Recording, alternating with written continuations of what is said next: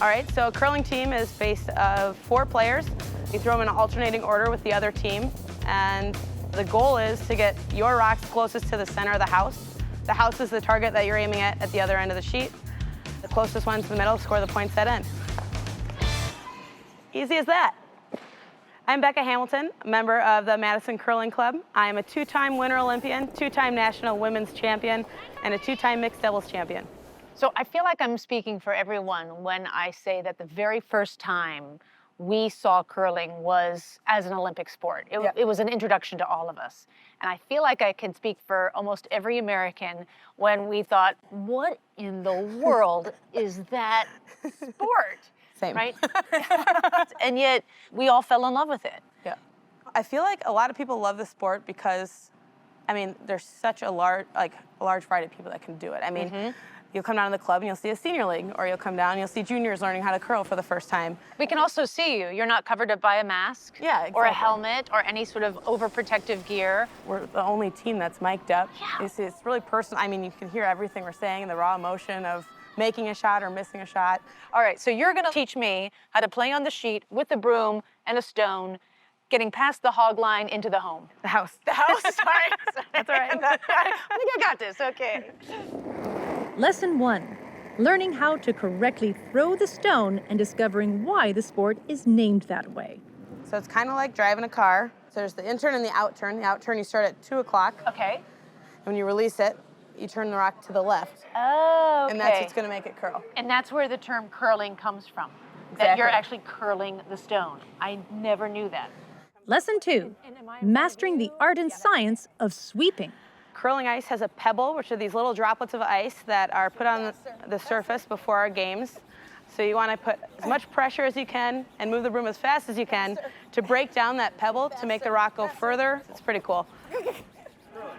Good curling. Good curling. And lesson 3, the most important one, demonstrating that camaraderie and good sportsmanship is essential to this game. Nice.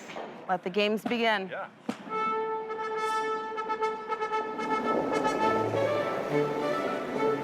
My team, I'm alongside Becca Hamilton, her dad Scott Hamilton, who's also father to a second Olympic curler, her brother Matt, and Brooklyn Curling Club member, and my husband, Kevin O'Leary. Take the corner. Woo! Still give him the stink eye. Give him the stink eye. Because I thought actually being here would be intimidating them, but no.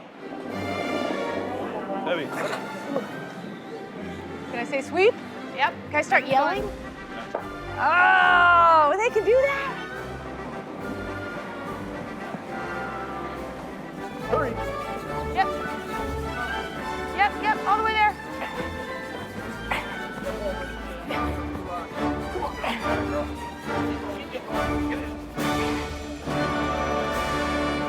All right.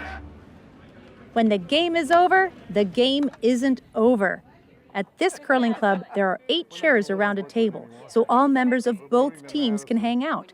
And here's where you really get a sense of the depth of the curling community. It's everybody from plumbers to neurosurgeons. It's a vast walks of life. You know what I mean? So it's pretty interesting. And of course, the celebratory beverage of choice is, yes, the Wisconsin Old Fashioned. Cheers. Good curling. And good curling. So did you like that experience? Well, click here for the full episode and here to subscribe. We make sure that all the experiences that I do have, you can have as well. Like, I'm not this VIP having experiences that you will never be able to afford or even have. Like, everything I do is accessible for the traveler. So full episode here, you can do everything I did. Click to subscribe.